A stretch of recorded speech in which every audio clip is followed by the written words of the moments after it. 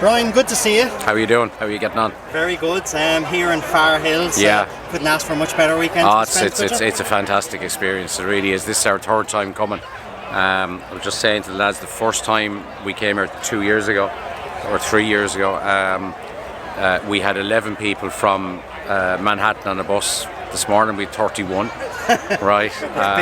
It does build up, and it's a great experience, and it's sort of, when we're setting out the year, Cheltenham goes into the calendar, and Far Hills goes into the calendar. And even if you don't have a runner here, you come for the experience. That's a fantastic. It is fantastic. Like, Jesus, look at it.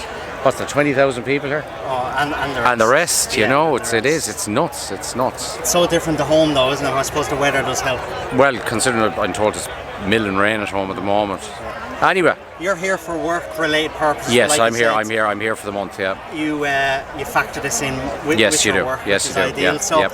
Getting into the thick of things at home, obviously, it's a good thing that it's lashing rain at home. You must be looking forward to. You have a great team of horses for the winter.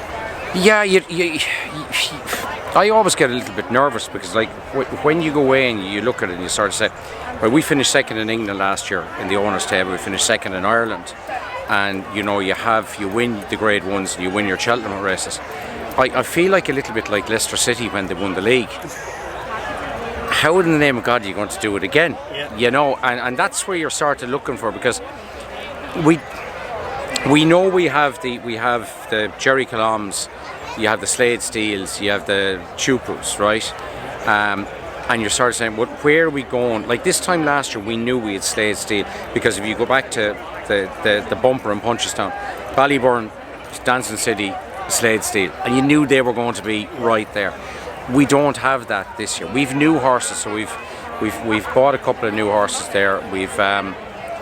So Henry has a horse called Good and Kind that finished second behind Port Julian in the Docks bumper in Gorn, and he has what else has he got there? He has another horse called Kilgame that was second in Auteuil that we bought him in March. He has then what else has he got? I'm trying to think here. I'll come back to that. And he has Air of Entitlement, which won the bumper for him in Cork. Gordon then has Swing Davis, which won our bumper, bought it from Dennis Murphy. He has a horse that we bought a couple of weeks ago called Carasso Blue, who won his maiden in Auteuil. He has and the one that we're really looking forward to in the novice is Qualamita, the expensive mare. The mare who won for Colombo. The mare who won the Colombo for Fairy House, and we ran her she ran in Navan, finished third. And straight away we said, right, that's her done for the year, because she's only grown, she's a baby. So we've taken her away, and she now looks like she could have eaten the horse that finished third in this. And we're looking forward to her now, right? And then there's another horse, very good horse that we bought from the Doyles called Spinning a Yarn. Yes. And so that's what we're sort of looking for, But all you want to try and do is get them to perform and be sound and just take the season on as it is, And then Tiapu and Jerry can do what you did last year then. Correct. If you're there and you're looking that way, you're sort of saying, right, we have a chance. But we got so many breaks last year.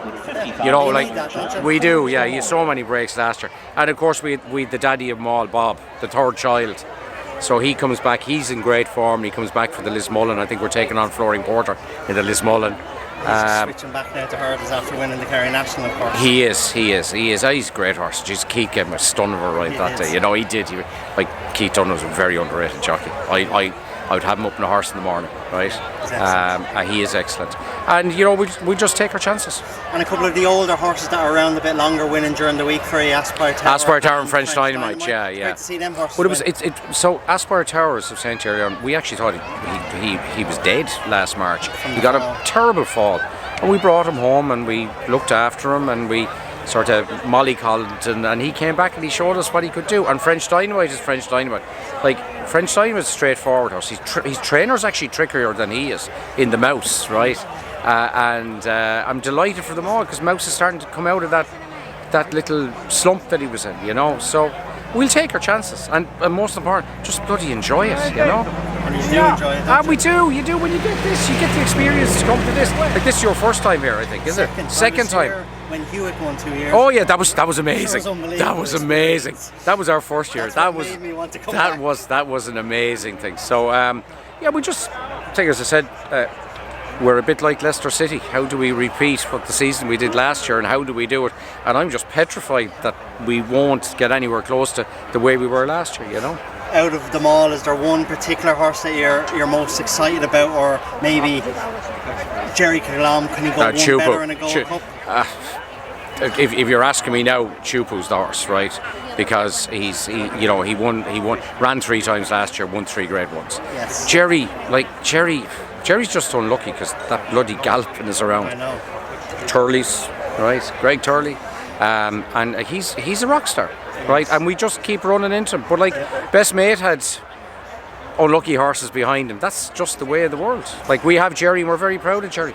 Absolutely, and quickly, last point, you've a few horses with Colin Bowe always as well over the years. You like to start with Colin. Yeah. He does what he's best at. Yeah. And then you move them on to either Gordon or Henry then. Yes, or Mouse or whoever. Yeah. And that's it. What we decided to do was you buy your stores, and rather than, like, these horses are only babies. Yeah. They're 3 and they're forming their characters and stuff like that. So rather than going into a big yard and getting lost and the bigger older horses bullying them, like you go away and you have Colin, or you've Dennis Murphy, and you have Pat Doyle, and they take him and they keep him with their own age group.